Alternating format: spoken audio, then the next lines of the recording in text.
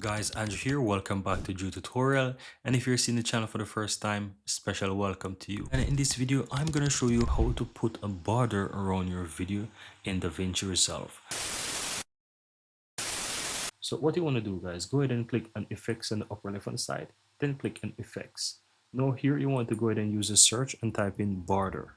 Now you will find color border, so just simply take that, drag that onto your video, and you will see that it creates a border around your video. Very easy. Now on the right hand side under effects, you want to ensure that you're in the inspector section and go to effects. Then you can go ahead and choose the color to whatever you want. So if I want something like this, I can go ahead and do that. If I want something like this, I can go ahead and do that.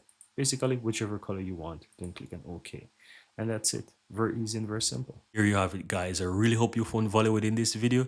And if you do, don't forget to take a moment to give this video a like and hit that subscribe button so that you'll never miss out when I release future videos just like this one. Thank you guys for watching and see you next time.